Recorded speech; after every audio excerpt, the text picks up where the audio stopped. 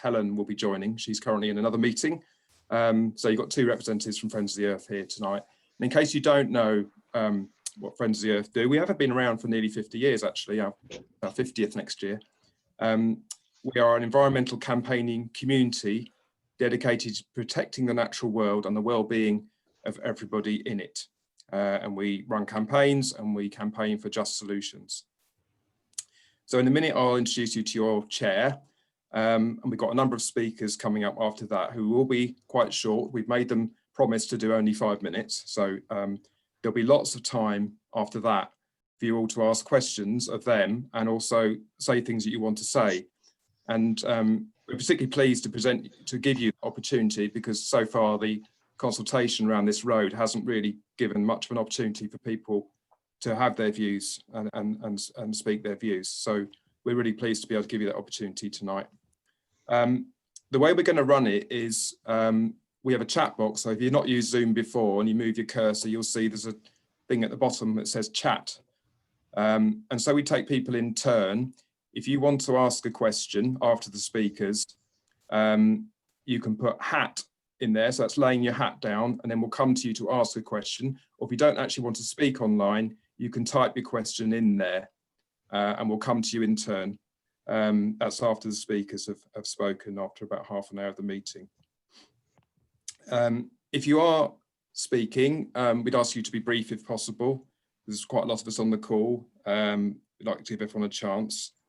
And right now, if we could practice using the chat box, and sorry to people who've done lots of Zoom before, but if you could just tell us where you're from, because we've obviously got people from across the area on the call, from Tameside, Derbyshire, probably from other places as well. So if you could just type in the chat box where you're from, and if you represent an organisation or a group, it'd be good to have that information as well, just so we know where people are coming from.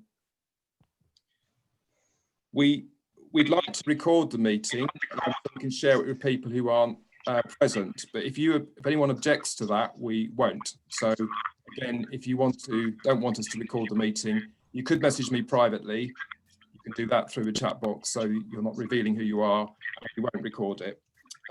So we'll wait and see whether people respond to that before we start recording. I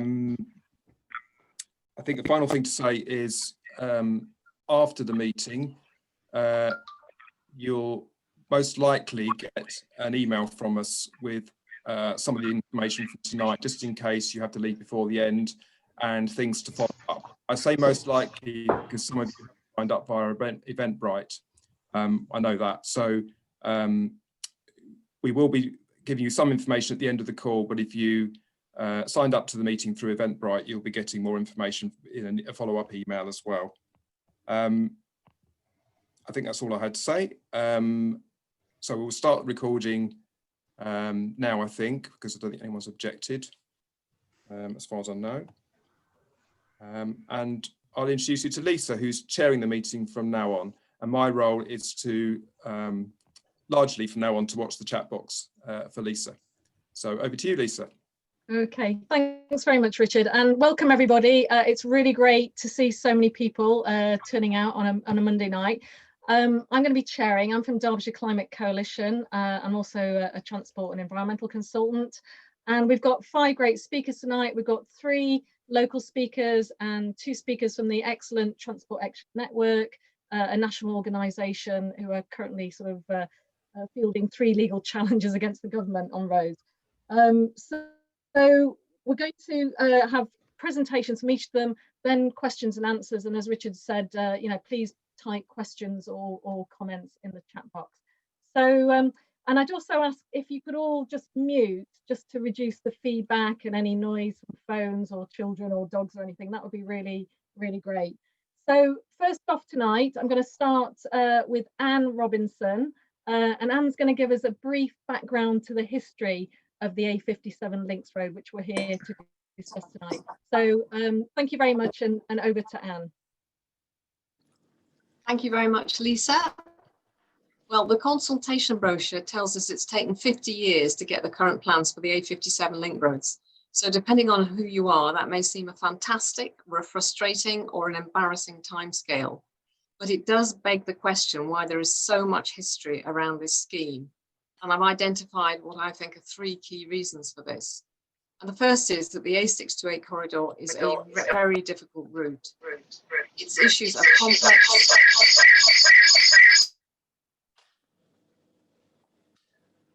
Someone isn't mute. Okay. So please mute. That's why we're getting the echo. Thank you. Is that okay? Yeah, should be. Can I? Yeah, okay. So the first reason why there's so much history is that the A628 corridor is a really difficult route. So the issues are complex, multifactorial, and they're not easy to solve. So we've got light through traffic on the Transpennine route coming from Sheffield to Manchester, meeting a whole lot of local traffic at its western end, Mottram and Hollingworth, and creating a great big traffic jam. And then the route also passes 12 miles.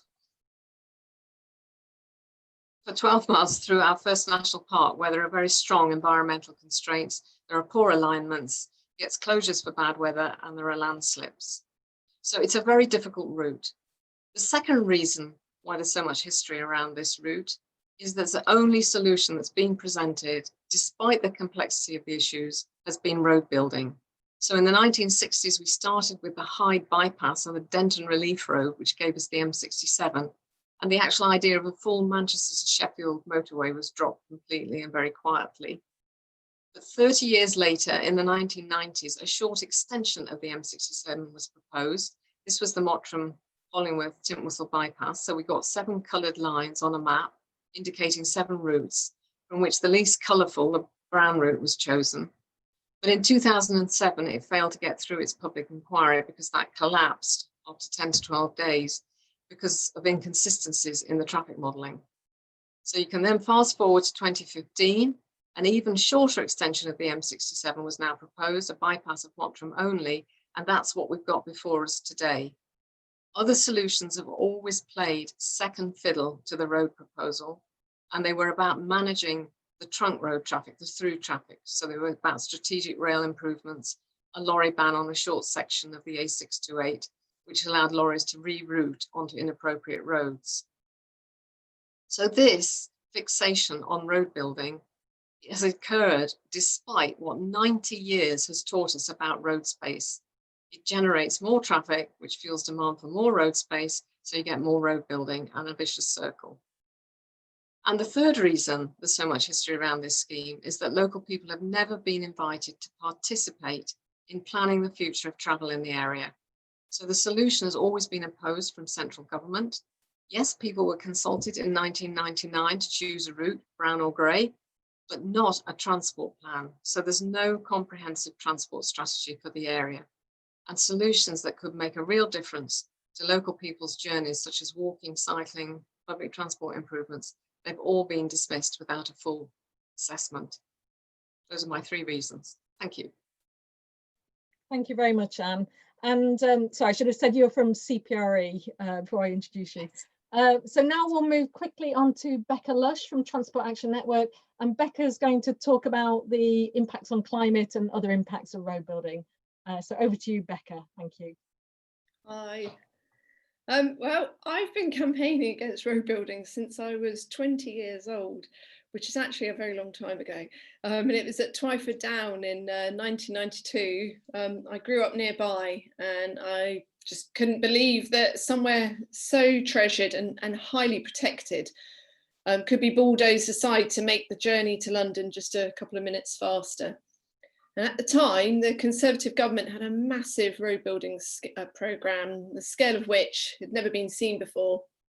However, within 5 years, the whole programme had been halted as a new Labour government swept to power in 1997 with a promise to end road building and invest in the sustainable alternatives. And that was all done with a mass movement of, I think there were about 150 community groups up and down the country, all opposing road building, and of course the very photogenic direct action and protest camps. It all seemed to go well after 1997 until the fuel protests in the year 2000, which gave rise to a very powerful motoring lobby, very vocal motoring lobby. And Labour unfortunately backtracked on many of its previous promises that it had entered power in, And slowly, all the gains that we'd made were eroded bit by bit, with many of the road schemes that we'd previously defeated resurrected one by one. And in 2005, I launched a new organisation to link up all the community groups that had sprung up against different schemes and to build a new movement against road building. And this organisation was called Roadblock, which then became part of Transport 2000, which then itself became the Campaign for Better Transport. I left then to start a family, and Chris, who will be speaking later, became the roads campaigner for Campaign for Better Transport after I left. And now he's had the ambition, drive and dedication to set up Transport Action Network, a new and very small but perfectly formed fighting force to see off all these road schemes that we're now seeing and to support grassroots campaigning. So Transport Action Network, or TAN if you prefer, exists to support community groups who are campaigning against road building and to once again build a national movement. And I'm delighted to return to transport campaigning and to work alongside the inspirational Chris Todd. Sometimes it can seem rather depressing to be someone who campaigns against road building due to it seeming to be like an endless kind of Groundhog Day. You get the endless repetition of the same old arguments, politicians never seeming to learn the lessons that road building just leads to more traffic. There's never a solution to beating congestion. And of course, the constant outdated and unevidenced assumption that road building will lead to economic growth. We get it constantly. However, I'm surprisingly upbeat, and I'll tell you why. Because we're now in a stronger position than ever before. Put simply, climate change makes road building completely untenable. It has been proven again and again that building more roads simply increases traffic. The Department for Transport's own figures prove it. It's been studied endlessly. You can see the evidence of it before your very eyes. Each road in the RIS2 roads programme increases both traffic and carbon emissions. And this is completely incompatible with reducing carbon emissions and our targets and legally binding commitments to reach net zero by 2050. The government cannot have it both ways, both posing on the world stage as a leader in climate action, whilst planning a massive road building programme, which would drive up emissions by millions of tonnes. Next year, with the UK hosting the COP26 climate talks in Glasgow, will be an ideal opportunity for all of us to drag the government over the coals over this and to expose their gross hypocrisy. We have been painstakingly trying to drag data out of Highways England via freedom of information requests, and we now have the carbon data for 80% of the 50 roads, RIS2 road schemes. And the total is an enormous 26 million tonnes of additional carbon dioxide. So Transport Action Network will be going public with these figures shortly, so please keep them under your hat for now. The other reason why I'm hopeful is because Transport Action Network is taking legal action against the government for its RIS2 road building programme. And the A57 link road is one of the RIS2 schemes. We already have permission to challenge the government on climate change grounds, and we are fighting hard to have air quality and a lack of strategic environmental assessment added to our case. We have another even more strategically important legal challenge in the pipeline, but we cannot go public with that just yet, but watch this space. But we can assure you that although the government is fighting really dirty and using every delaying trick in the book, we are fighting back hard and we do have them on the ropes. The other very good news is that the Planning Inspectorate has been asserting itself recently. I looked at all the road schemes that PINS, that's the Planning Inspectorate, have looked at in the last 7 years. And of these 26 schemes, PINS have only recommended against 3 of them. And all 3 of those schemes have been in the last year, most famously at the A303 Stonehenge scheme recently, where the planning inspectors recommended against it, but were then overturned by Grant Shapps, Transport Secretary. And supporters of the Stonehenge Alliance are now taking legal action against the government for that decision and have a very strong case.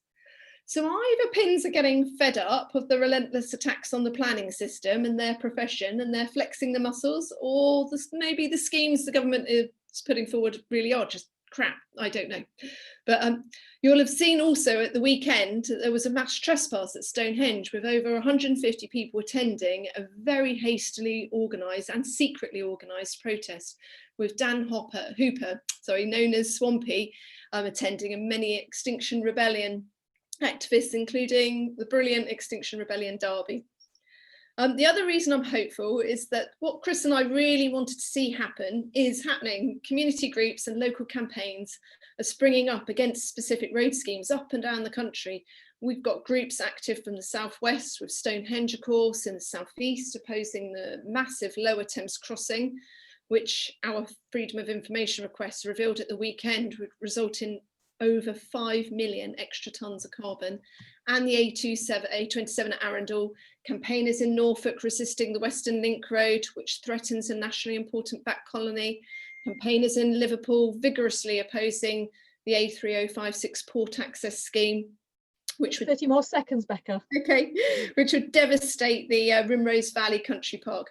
And now, of course, our friends in Derbyshire opposing the A57 link road, which would increase pressure for road building in the Peak District National Park.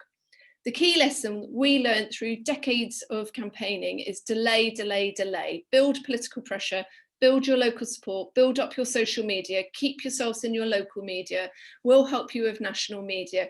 We're in a really strong position, and united, we're unbeatable. Brilliant, thank you. It's a very positive note to end on. Now we're going to move on to a couple of local speakers, and first up we have David Tyler, who's going to give a local perspective. And I don't know if you want to I don't know if you've got anything to share, David, or you just want to speak. You're on mute, David. Yes, I'll just speak. Brilliant, off you go, thank you. Right, this is now turning our perspective from national to local needs, and I've certainly got 30 years of experience of traffic. I want to first of all give some problems that I see with the existing scheme. I think it's good for east to west traffic, but not for north to south traffic. We have queues on Hyde Road, Mottram Moor, along the A628 in Hollingworth, at the M67 roundabout. These have dominated the headlines, but we should remember that there have also been extensive delays on Staley Bridge Road, on Market Street, on Broadbottom Road and Ashworth Lane. And assuming the east-west traffic flows through Mottram reduce, there will be benefits for this traffic, but there's nothing to reduce the number of vehicles coming from the north and the south and passing through the village. Secondly, the recent plan has dropped the link with Row Cross Road. This has saved money, but it does mean that traffic to and from Staley Bridge must make use of village roads, Backmoor or Staley Bridge roads. Ambulances and others travelling to Tameside Hospital in Ashton must go through the village and won't be able to make any real benefit from the new roads. The volume of traffic passing through Hollingworth and Tintwistle remains the same. Queues may reduce at the Gun Inn, so there may be marginal benefit of time. The proposed new roads are not designed to help these two villages, and we should not avoid discussing the issues facing these villages, including pedestrian access to the schools. Glossop traffic has much to gain as the drivers escape delays on Mottram Moor, Hyde Road and their various feeder roads. Now, recognising the limitations of the scheme does not necessarily mean that we should throw it out. I've argued, along with others, that development has gone ahead in the Longdendale Valley without addressing the infrastructure issues. And also the A628, A57 roads were made trunk roads without any input from the villagers affected. So we have an opportunity to address some of the issues. This is a long needed infrastructure enhancement for the area. It does give east-west traffic the opportunity to flow and avoid the village of Mottram. And it does give Glossop and Hadfield better access to the M67. So I can see merit in this scheme for numerous people who live in the area, as well as for people who are making national journeys. Now, the last thing I want to say is that I think the local authority, Tameside Metropolitan Borough Council, needs to incorporate infrastructure into its planning in a much greater way. It needs to be proactive about environmental issues and not wait for developers or Greater Manchester to come up with ideas. And many of our perceived problems are not the responsibility of road builders, but rather of the local authority. And this is where we have a bit of a vacuum. It's too passive. And we need a local policy to incorporate or to develop the infrastructure and to look at the environment. But having said that, you know, we are faced with problems, and that is where I come down on the side of saying we need infrastructure enhancement. Thank you. Lovely, thank you, David. Kept well within the time there. That's lovely. And you know, obviously there's a lot of complicated issues here. That was a very sort of balanced perspective, and also trying to make the case of where does this fit into a broader strategy. So now we're going to pass over to for another local perspective, this time from Joe. I'm sorry, I don't know how to pronounce your surname. Is it Joe Dagustun? Have I got that right? Perfect. Joe, yeah, okay. Joe, lovely. If you'd like to give your perspective as well as another local resident, thank you. Thanks, Lisa. So I'm Jo, and I want to take a few minutes to explain why I come down against this scheme. But before I do, I want to say that I'm probably more interested in understanding different perspectives to piece together the puzzle of just why we've had to wait decades and we're still waiting for a resolution to the quite astounding local traffic problems. I'd also like at this point to say that I'm a social geographer, and perhaps because of that, I've got a particular interest in thinking that one size doesn't fit all. So whilst I'm delighted to have some national speakers here tonight, I think we need to keep grounded in the local realities, as David has outlined so well. So in asking people what their perspectives are, they've reasonably asked me for mine, so here goes. I have two boys who walk up and down Mottram Moor, the A57 trunk road, to the local high school in Hollingworth, a 5 mile or so round trip. One of them's on the call tonight, I think. So this means that they are both literally walking through an air pollution crime scene every single weekday.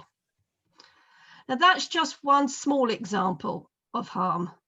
We'll all have our own examples, because the congestion has surely had a widespread and heavy impact on local life for many decades. So for me, it's crucial to understand that the current scheme brought forward by Highways England is all about addressing traffic flow, as David talked about. Its focus is to speed up traffic on the national trunk roads. It's not a scheme designed with the local community at its heart. The current scheme is fundamentally aimed at dividing the Woodhead traffic from the Glossop traffic until they can join a dual carriageway. That's the logic. And yes, there would likely be some benefits, which would be deeply meaningful, life-changing even, for some people. Although actually I'd query the benefits for the Glossop commuters, because they still have to get back into Glossop, and I just can't see any solution to that problem. But going ahead with this scheme also has many downsides, and I fear will leave many people angry and dissatisfied, especially if the congestion is in large part simply shifted to different places. The problem as I see it is the scheme just isn't focused on resolving the key issue, which is how to balance the needs of the local community on the one hand with the needs of those who pass through our area on the other. Against that objective, this scheme is no resolution. True resolution must encompass a wide range of measures. Indeed, I deeply regret that a focus on a bypass seems to have silenced the debate about how other measures might have made a real difference many years ago. Nevertheless, I understand that it's tempting now to support this scheme. After decades of promises, who turns down £200 million of investment seemingly within reach, especially if saying yes will help the case for a further action? But I'm not convinced. Will supporting this scheme help to deliver a good solution for all 3 villages, for the vehicles who seek to pass through, and for the wider environment? I don't think so, despite the cheap political promises we hear. First, it's clear that Mottram isn't a priority in the current plans. Any benefit for Mottram is simply a byproduct. So why should we believe that Hollingworth and Tintwistle would be a priority in the future? Second, once the traffic from Glossop is largely separated from the Woodhead traffic, bang goes the rationale for a further scheme, unless we are to accept in principle a new motorway through the Peak District. And as Anne has outlined, there remains no consensus on that. Yes, there's lots of talk about Northern Powerhouse connectivity and linking up Manchester and Sheffield, but I'm not sure that anyone has actually seen an acceptable road-based proposal for achieving this using the Woodhead route. Is it even technologically possible, given the tricky terrain? We just don't know.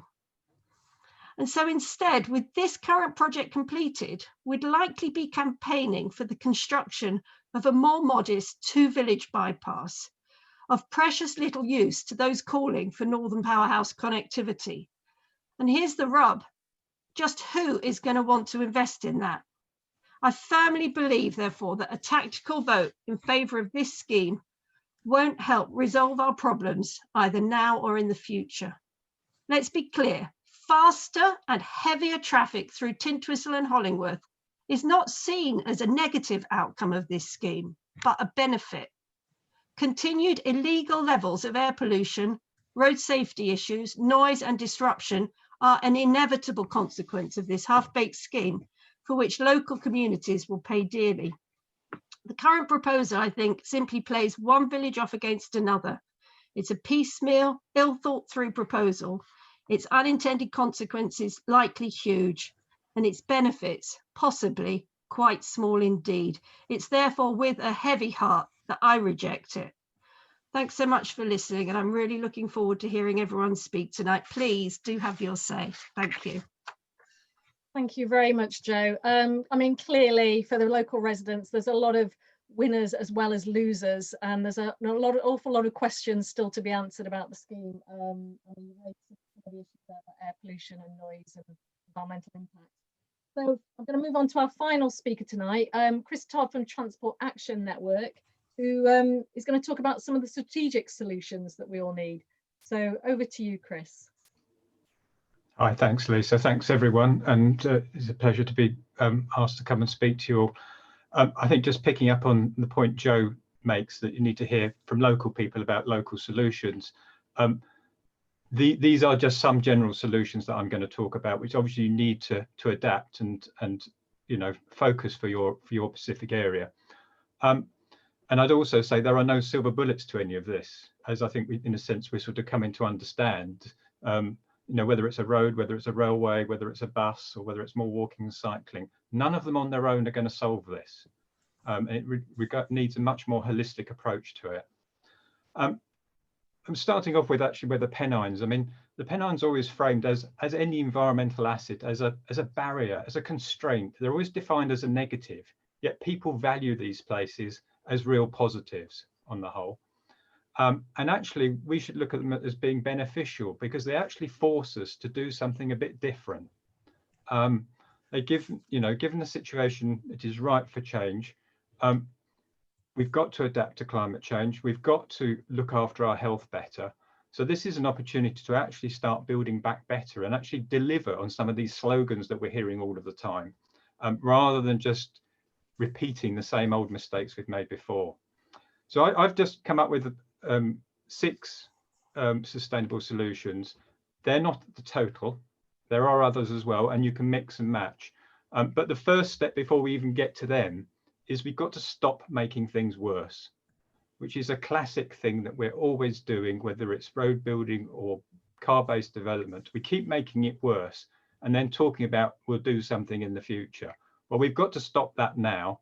Then we can focus on what are the solutions. So the 6 solutions I'm sort of suggesting as a starting point, and I said they're not exclusive. First is fixed planning. Planning is quite often divorced completely from transport. So we need to look at combining that and integrating transport into planning much better than we do at the moment. Second, we need to invest in active travel. That's walking, cycling, scooting, whatever. The third is to better integrate public transport, whether it's bus, rail, and things around those, making them cheaper, more accessible, etc. The fourth one is rolling out high quality broadband, and the government is already backsliding on promises around that for rural areas. The fifth one is restricting HGVs to improve people's quality of life and to keep them on suitable roads and not just going everywhere. And the sixth one perhaps is the most contentious, but is actually to charge people driving the true costs of using the roads. And that is something that is needed as a balance to providing a lot of carrots. So you can't do just provide carrots. Carrots are great and they inspire people, but it's been shown time and time again that if you just give people this, the positives, they'll still revert back to the car unless there are some sort of sticks to guide them to those other means. So just picking up those one by one, I'll just quickly go through them. But I mean, currently with planning, you've currently got the Greater Manchester Spatial Framework, which is out for consultation, I understand, at the moment, and covers Tameside. And it is proposing a new garden village at Godley Green. But the key thing for that is just plonking it next to a train station doesn't suddenly make it sustainable, doesn't suddenly mean that all our transport issues are solved, because the design, the amount of parking, the other infrastructure, and whether there are jobs included within that, you know, are there business units, are there industrial units? So there will be jobs there as well, and you're not just creating a commuter settlement. You need all of that to actually minimize the amount of traffic it will generate. Otherwise, it's just going to make the problem worse. So that's one thing that people can look at in terms of addressing a current situation. And I'm sure there's lots of others in terms of other applications that come forward. Looking at active travel, part of the, you know, there's a lot of good work been going on in Greater Manchester with Chris Boardman and the B-Lines network, for example, but that stops at the border.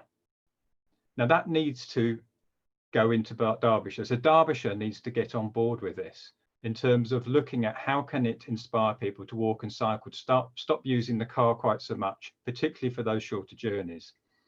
And I think build on the inspiration and the positivity that comes out of Greater Manchester to connect properly to that conurbation. And alongside that, look at prioritising e-bikes. The government is talking about trialling a subsidy for e-bikes.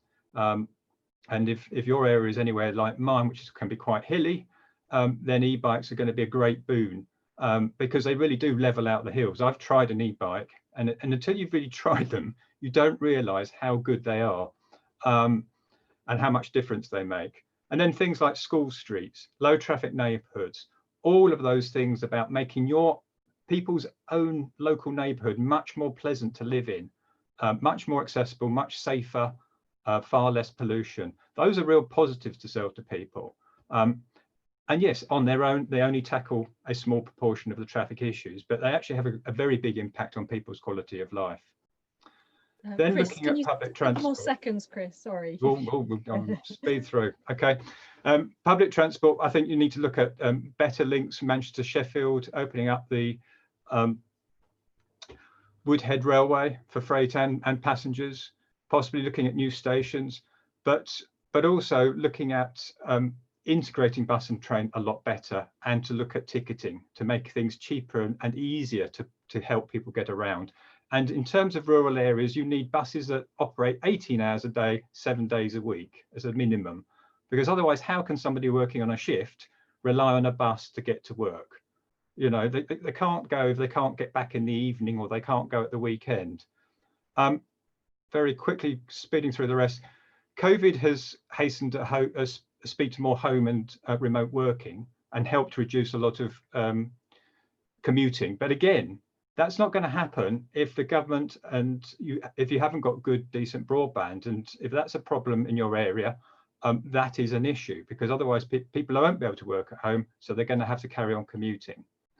And then just very quickly on the last two, restricting HGVs can actually be very positive in terms of it will push the through traffic using the existing road around on the motorway network, where it causes far less harm and takes it out of the peak park. And don't forget, HGVs also create a lot of road danger, far greater than cars do. So actually moving them out of the communities would improve safety. And then the very final one, which I said can be quite contentious, but there are different elements to this, about charging motorists the true costs of driving. It's likely in the near future, next 5 to 10 years, we are going to see some sort of national road user charging. Certainly if we don't, there's going to be quite an upheaval in terms of car tax and vehicle excise duty as the number of electric vehicles rise on our roads, because otherwise the government's going to lose a lot of money from taxation from that, and it can't afford to do that. But there are other solutions, such as looking at the workplace parking levy, where local authorities work with big businesses, and the bigger businesses are required to sort of look at the car parking in their area and see how they can reduce it, encourage more of their workers to arrive by bus or bike or whatever. And that's been done successfully in Nottingham, and a lot of other cities are now starting to look at that and how they can take that forward.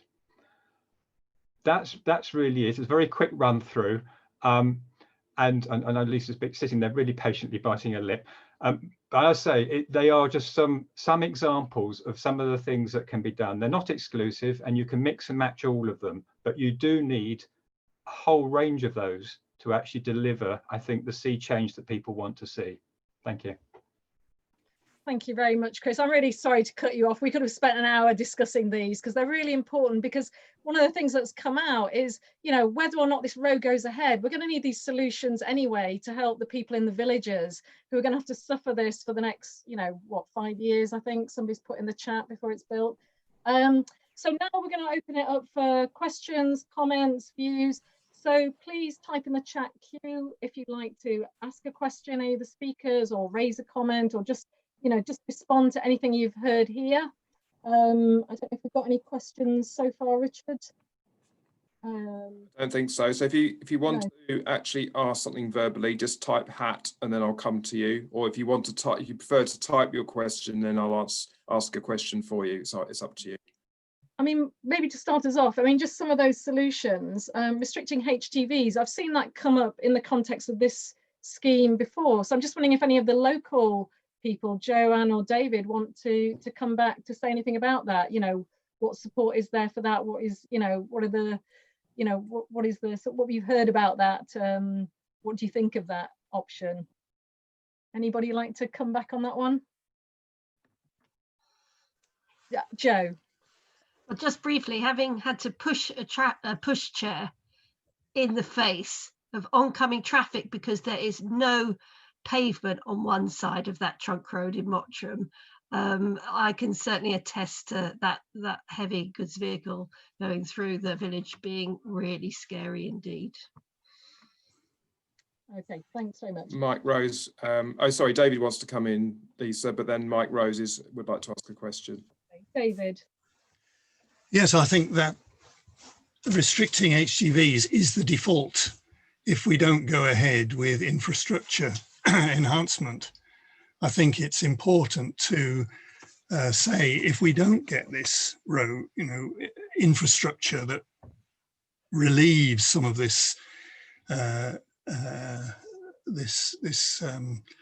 traffic, then we must have other solutions. We can't just carry on in the way that we have been for the last 30, 40 years. And you know, people living next to the roads, certainly in Mottram, there's been damage to their properties from the heavy vehicles creating vibrations in the roads, and you know, it's just not built to be by a trunk road. And I think that what we need to argue is that Hollingworth and Tintwistle need to have the right to stop HGVs if that is what they want. I don't think it's necessarily a fait accompli that they want it, because those lorries bring business into the area, and there are shops in Hollingworth which there aren't in some of the other villages in the area. Hollingworth may be kept alive in terms of its shops by the passing traffic. But anyway, that is the local people who need to decide. And I think that one of the options that they should be able to consider is whether to ban HGVs. And that means changing the rules.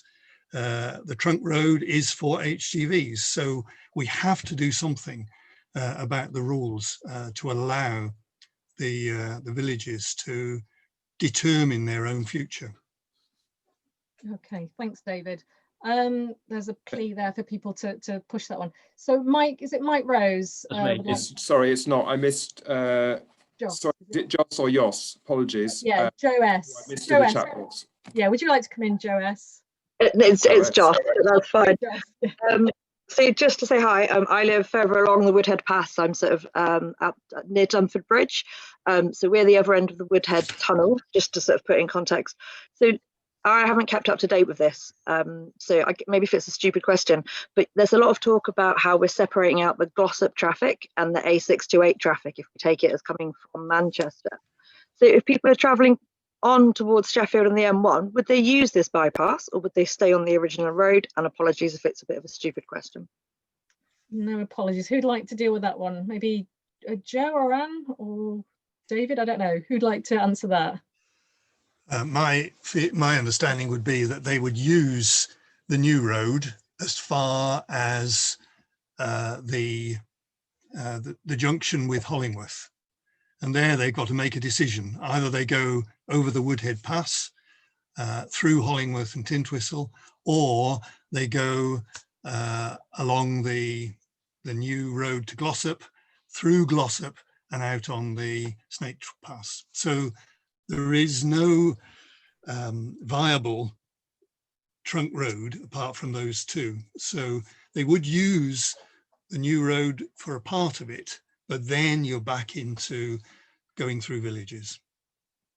Thanks, David. And I think somebody's posted a link to a map of the scheme as well, if you'd like to look at that. So we'll move to Mike Rose. He's got a question about or comment about long distance traffic. Yeah, so I live in Sheffield. I'm something of a rail campaigner in the Sheffield area. And a lot of people I know who perhaps I don't agree with want to see better communications with Manchester by road. I personally want to see better communication by rail. But I think there's a lot of pressure to improve links between Manchester and Sheffield by road. And this is what's driving this. I think that's where the money's coming from as well. Sadly, I don't think the transport planners really care about people in Hollingworth and so on, Mottram, which they should be.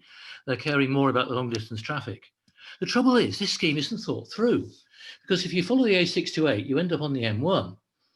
But the M1, most of these people in Sheffield want to come from Sheffield to Manchester. And when I asked the Sheffield transport planners about their plans to accept this traffic off the improved A628 and get it into Sheffield, they hadn't got the foggiest idea how they were going to do it. All the roads from Sheffield towards the Pennines, towards the Peak District, are full, completely full. I mean, Hillsborough is a notorious traffic black spot. The Ecclesall, the Abbeydale roads are no better. So it's just not thought through. The traffic would end up going to somewhere like Doncaster and Barnsley because Sheffield just isn't capable of taking the traffic. If somebody actually sat down and thought this through properly, they would realise that this isn't the answer in the first place. You can't build motorways into Sheffield. So what you've actually got to do is to improve rail links, provide a good train service from Sheffield to Manchester, which we don't have at the moment, and generally improve public transport.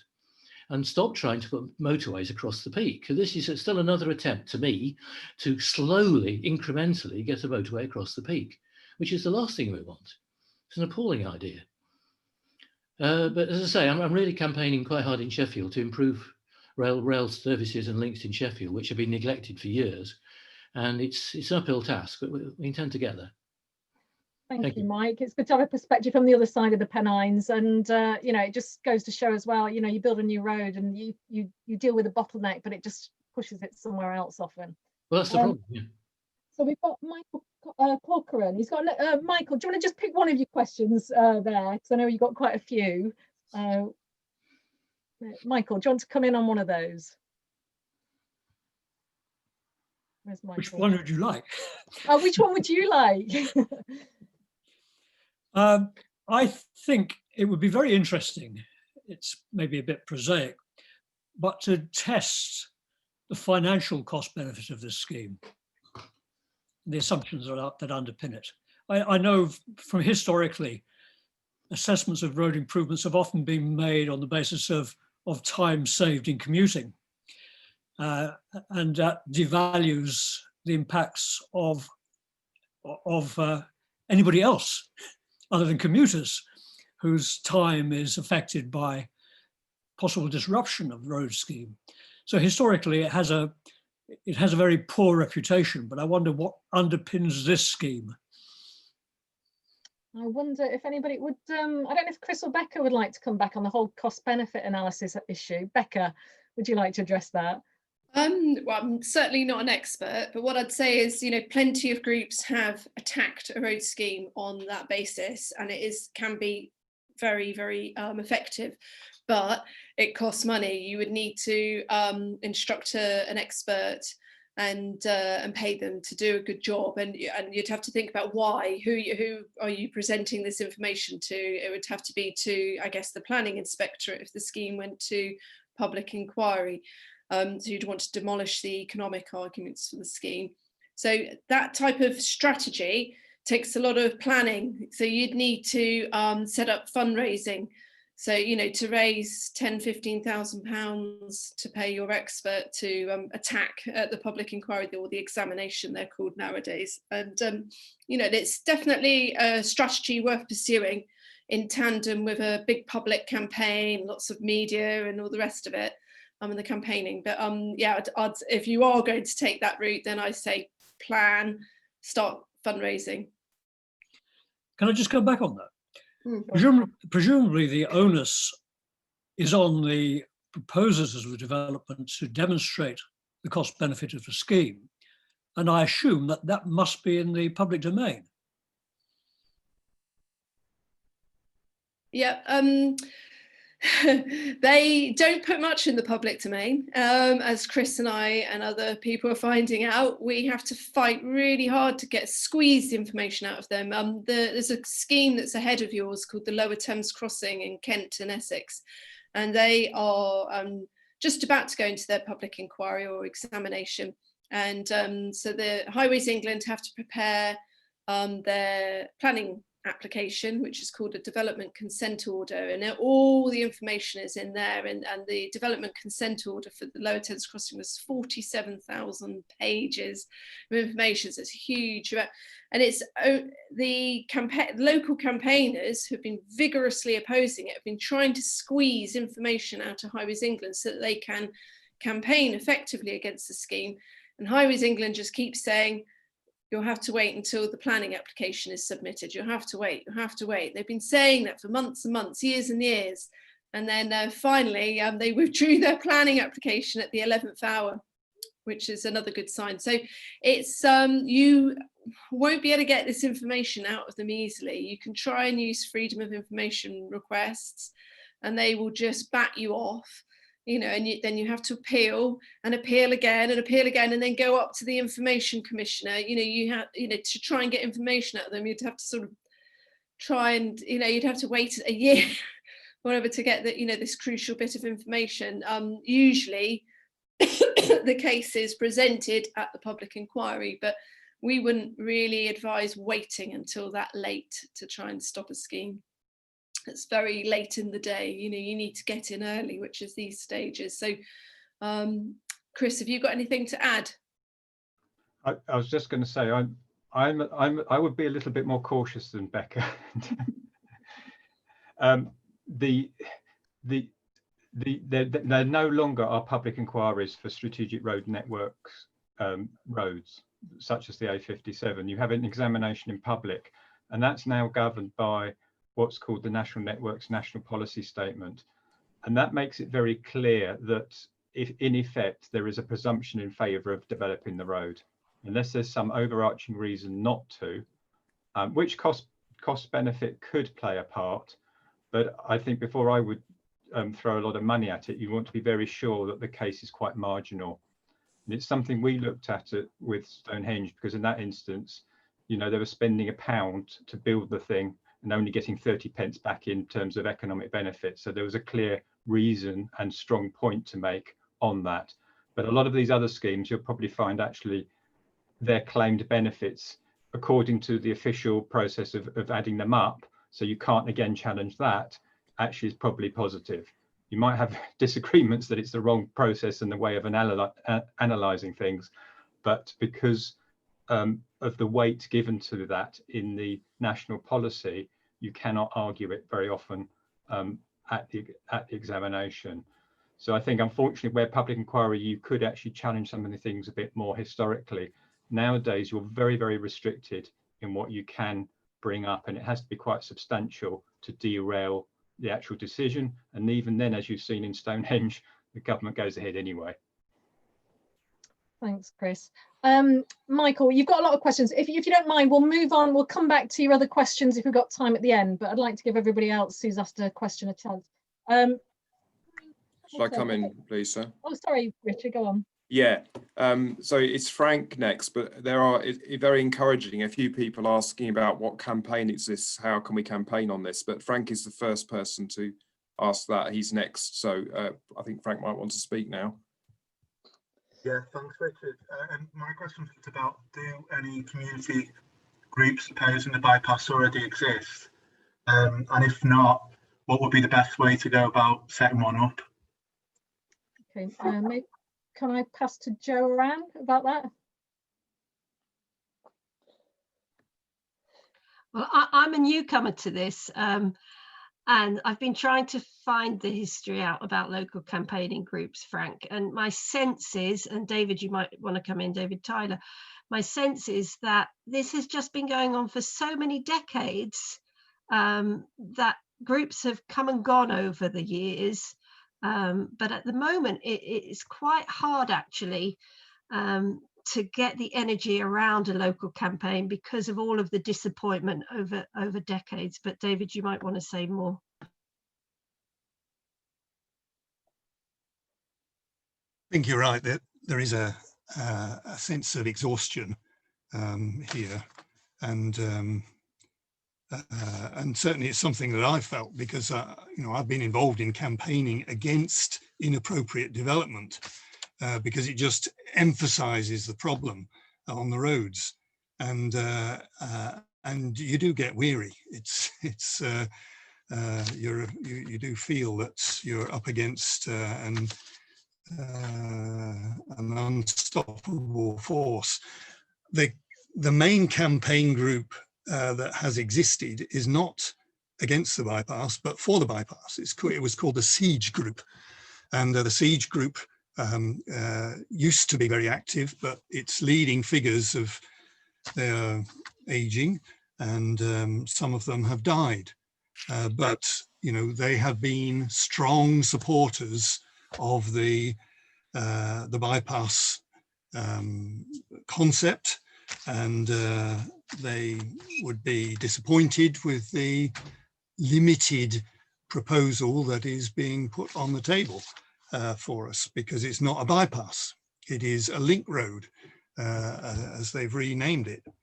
So, but I'm not aware of any organised campaign against the bypass, and although I think the nearest one that I'm aware of is probably based in Glossop, that has got a much larger remit, and their main thrust is trying to stop further development, inappropriate development in the Glossop area.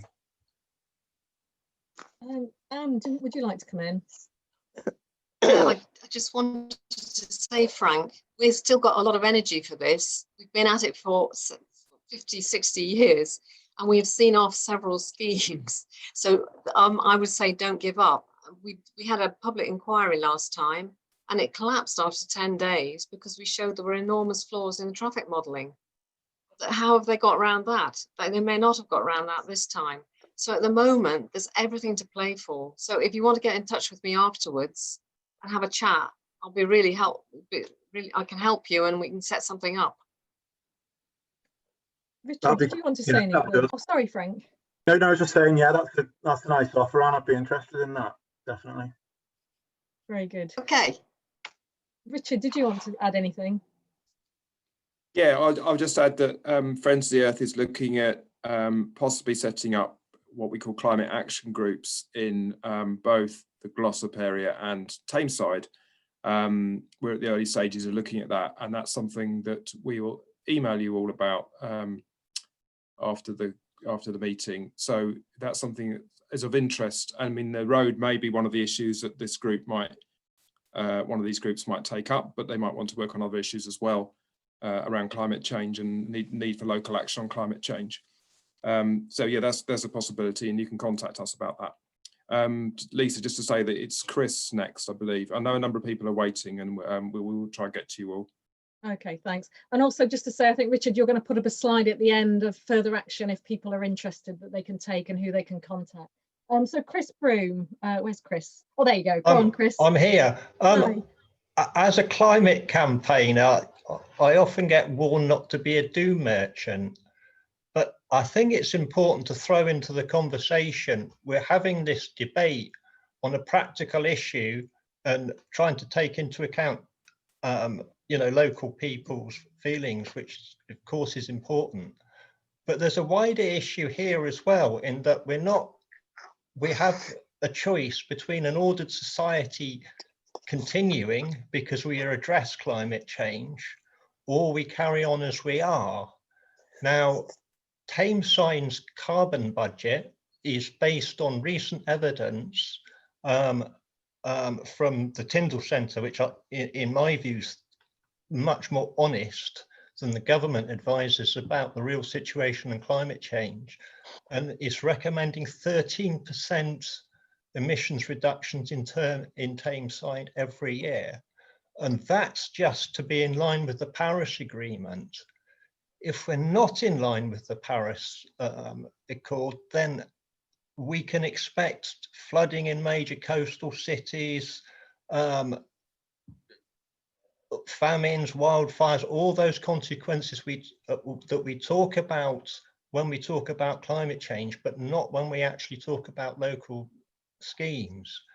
And I think we're too afraid to say that. Somehow we have to find a solution. And yes, this particular location, it's very difficult to do it, without a roads, but road building just isn't rational just at the present time. Thanks, Chris. That's a really important reminder to us all why we're here, and the climate imperative. And Becca's already covered that in a presentation. I think all of Chris's solutions would reduce emissions rather than increasing them. So Richard, is it Jonathan's got a comment there about lorries and HGV? I don't know if Jonathan, do you want to? I missed that. I thought it was Linda next. I know Linda's been waiting for some time. Oh, sorry, Linda. We'll do Linda then, and then we'll come back to Jonathan. Yeah. Linda Walker. Okay, thank you. We have a Build Back Better group in Glossop. It's High Peak Build Back Better, but at the moment it's largely based in Glossop. We just did a big meeting about restoring peatlands, which may result in a new group working on peat and moorland restoration, or we may just do it as part of Build Back Better. But our next major event will hopefully be a big online meeting in February to invite people to look at how we can make Glossop and the High Peak more sustainable. So looking at all the aspects of transport and energy and all the environmental issues that will improve lives in Glossop. And I would imagine the road and all the possible alternatives to the road will be a major part of that.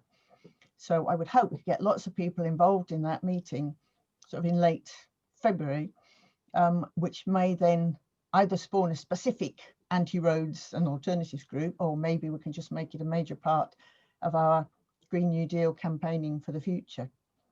So I don't think we need a climate action group in Glossop, really. I think that would probably be too much duplicated. And I know Friends of the Earth is very involved with Green New Deal.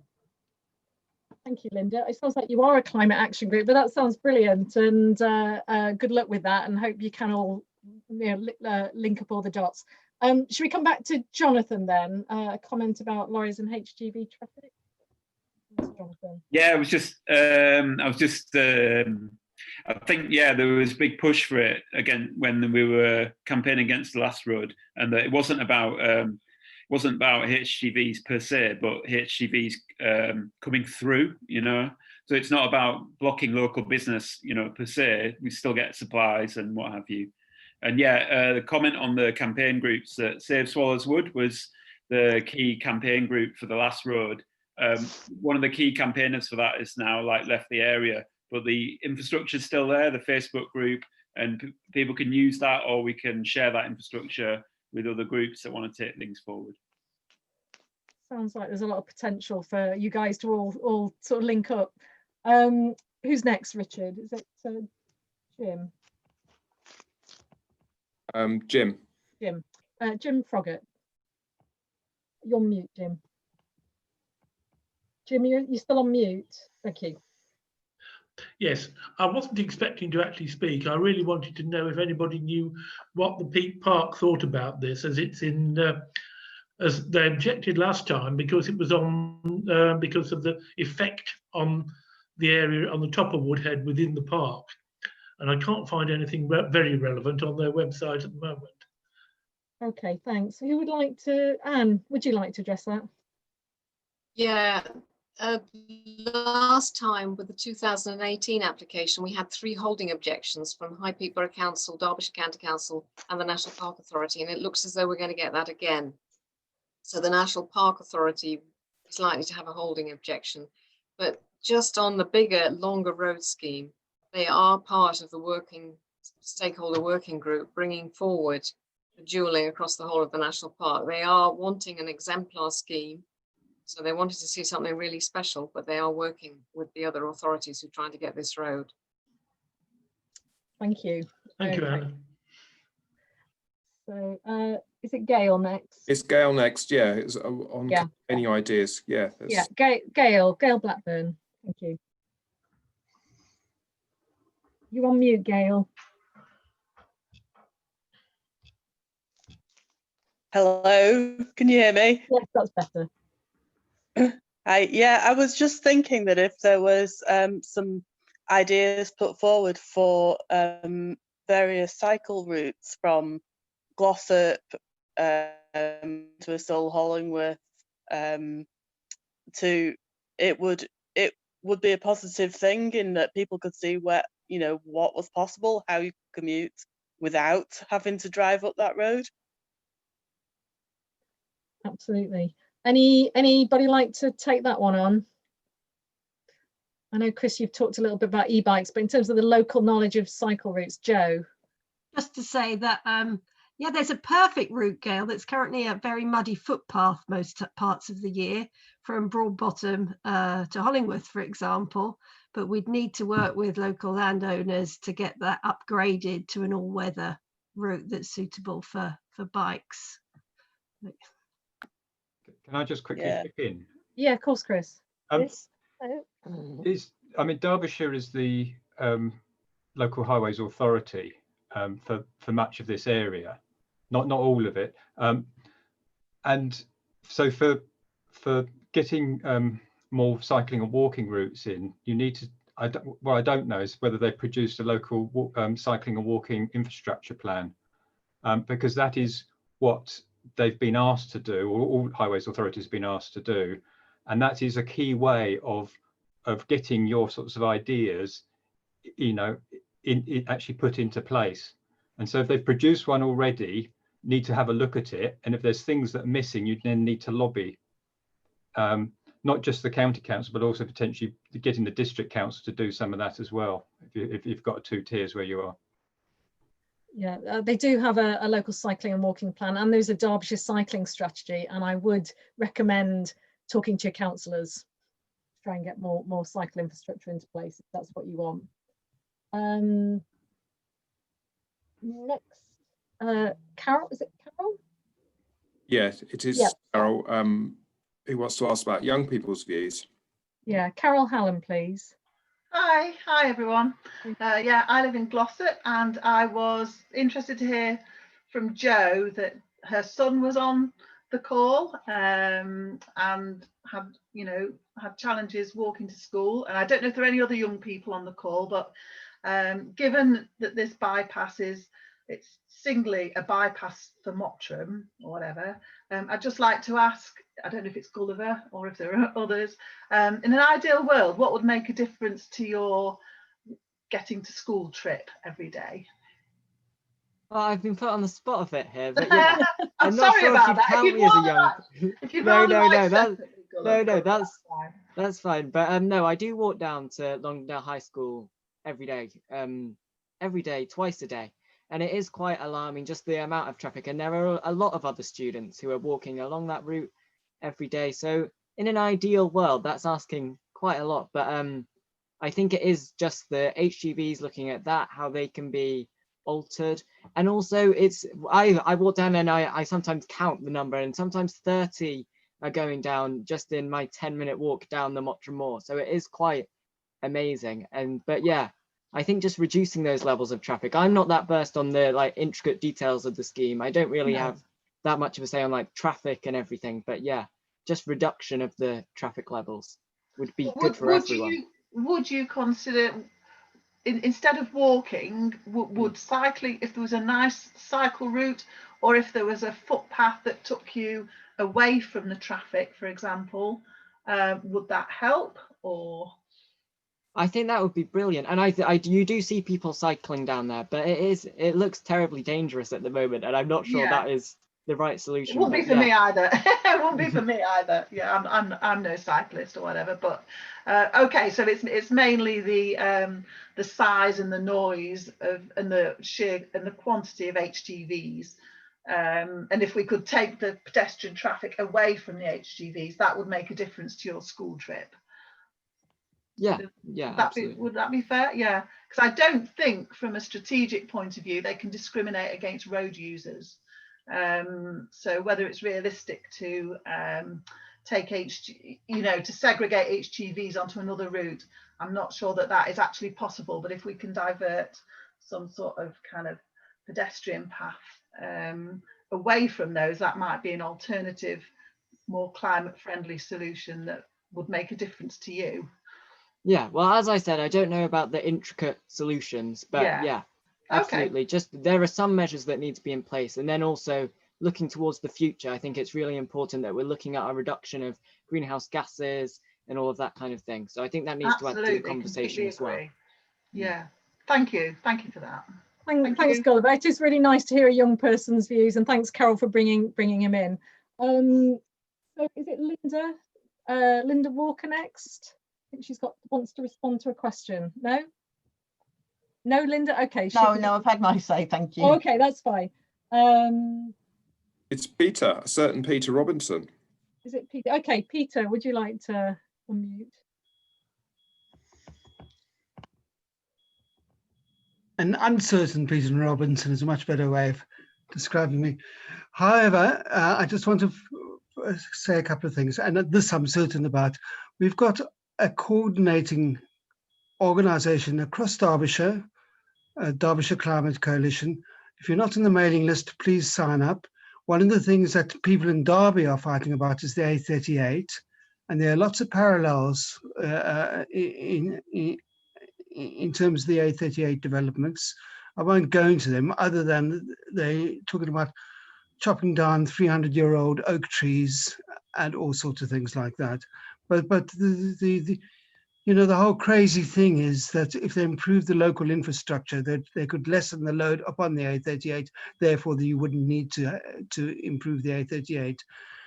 Anyway, you don't need to do that. The other point is just coming back to the point that Chris Bloom made, and he talked about the Paris Agreement. Sorry, Derbyshire Climate Coalition has all sorts of people. You don't have to be called a climate group to join it. What Glossop is doing fits well, really well with us. So please link up.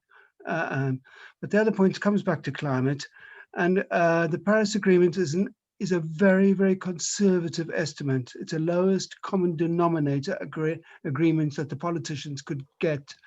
Because the scientists then and since then have been very, very worried. Things are getting much worse. I'm not trying to be pessimistic. I'm trying to be actual, to tell the truth about it. And we just have to somehow get our act together. There are moves by politicians. Undoubtedly, even in the last couple of weeks, people are recognizing that inside, well, where I work, I've also heard major moves, but we've really got to go for it really in a big way now. Thank you. Thanks, Peter. And I think there's a question. Joe, you've got a question for Chris there. Do you want to ask it for the purpose of the recording? Yeah, I mean, Chris has answered it. I asked whether local schools were obliged to have travel plans. And thanks, Chris, for confirming that it's not really clear across England whether they have to or not. But isn't it amazing that the Highways England plans have come out with all of these new proposals? My 11-year-old, he counted a 5-way road, 5-lane road he'd have to cross on his walk to school with the new plans. And yet there's no reference in the current documents. And indeed, the Highways England team have confirmed that they have not consulted with schools. They have not consulted with road traffic safety specialists, campaigners, charities. The school aren't even collecting information about which kids walk which routes. I just think that's really bizarre.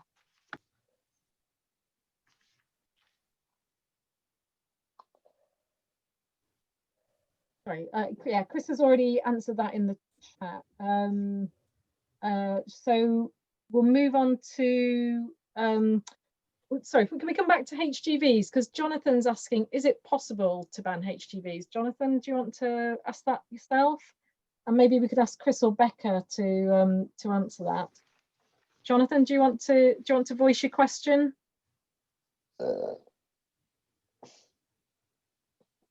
Or do you want me to ask it for you?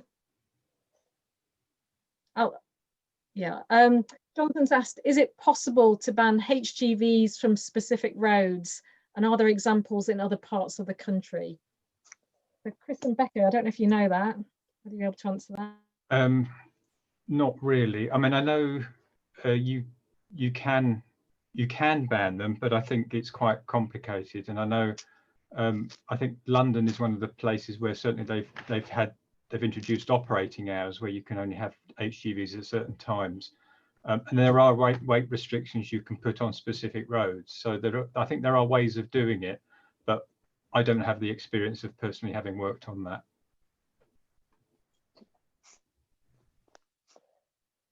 Okay. I'm just Googling. I mean, I know clean air zones. I mean, obviously the local authorities have the powers to do that. They have the power to ban or to charge vehicles, but obviously this is a Highways England road, so it would have to be up to Highways England presumably to do that. The point I was just about to make is that both of these roads are T roads, so presumably part of the process of taking HGVs off them would be to have them reclassified, and I've got a suspicion that would be a huge task.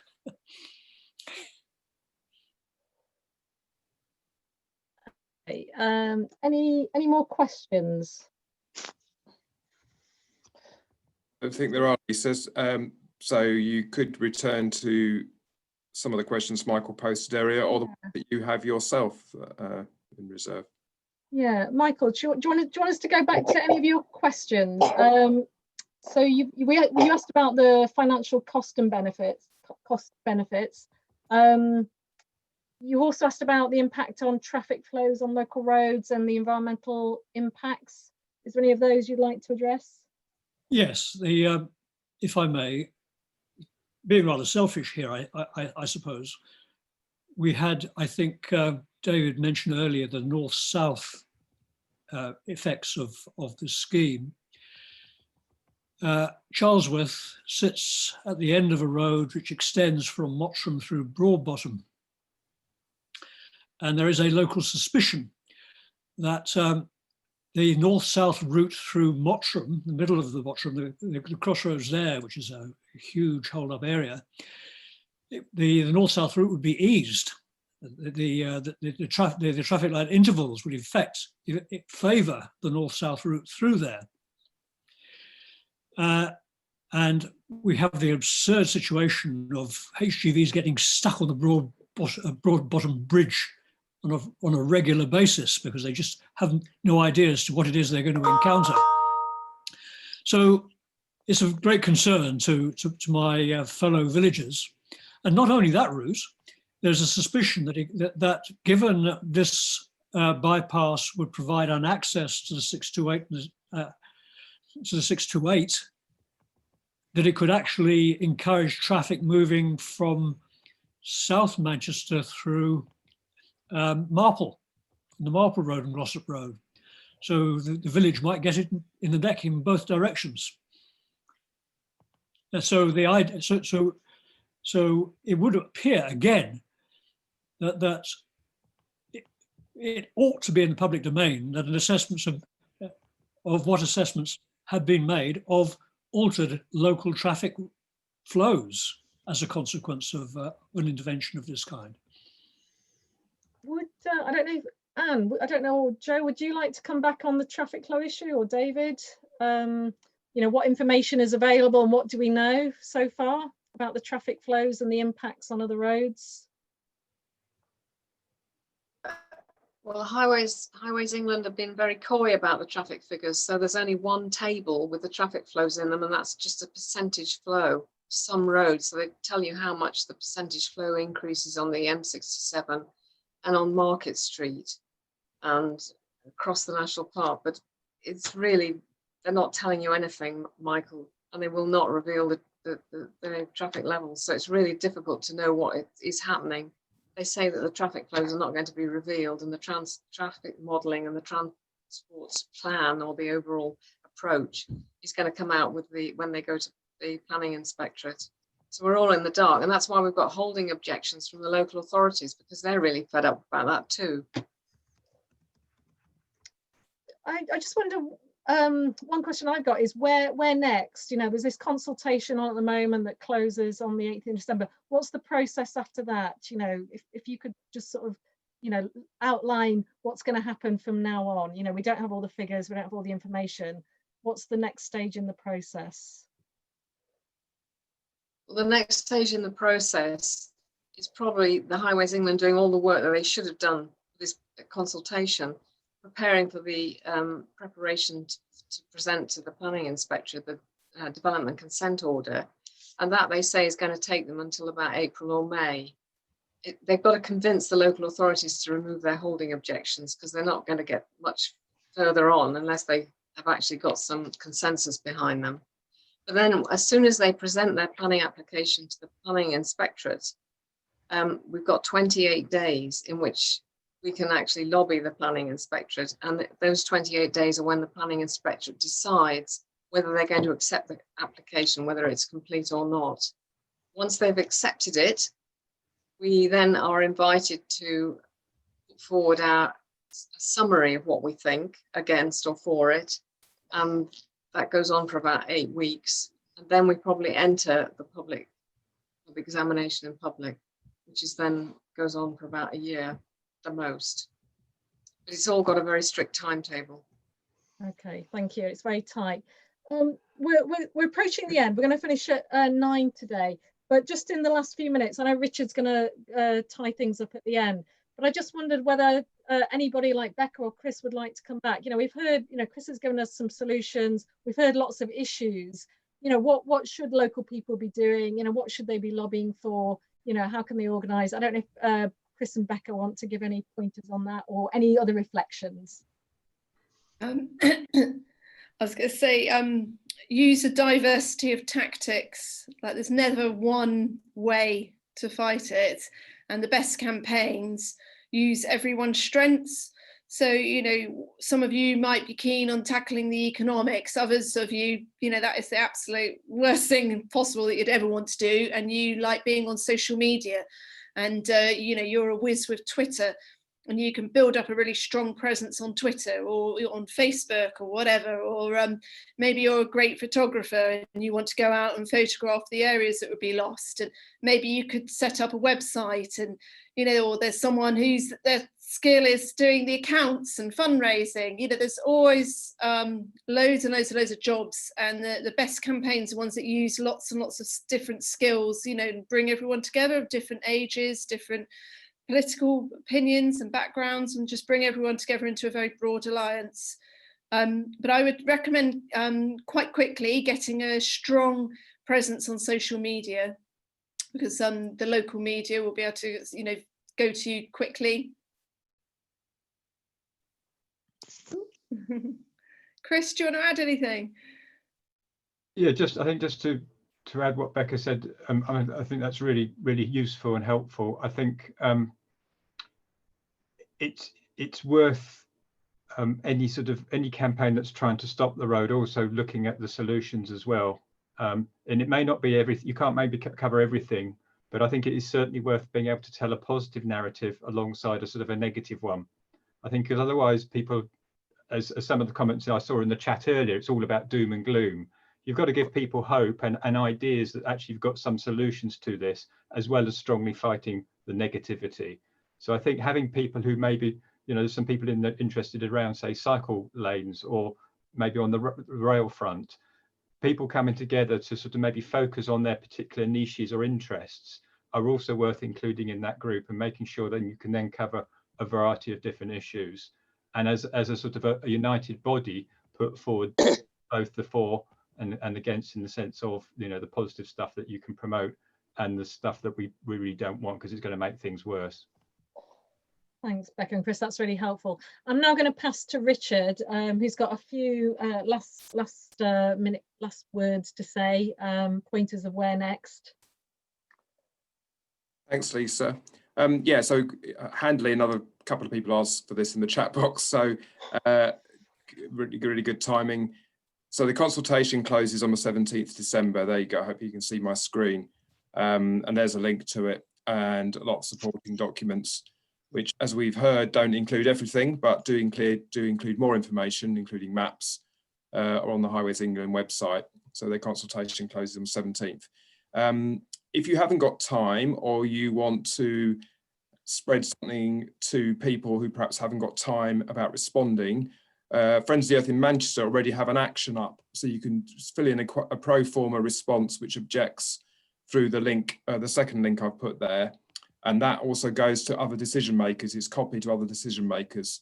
And if you want to do a bit more, we'd encourage you to also copy it to your local councillors, so that decision makers in the region and around are aware that there's some opposition to the scheme and what local people were thinking. So that's the second thing I've got there. I talked earlier about the possibility of setting up climate action groups. Pleased to see my colleague Helen is now on the call. She's at my equivalent in the Northwest, obviously covering Manchester and Tameside.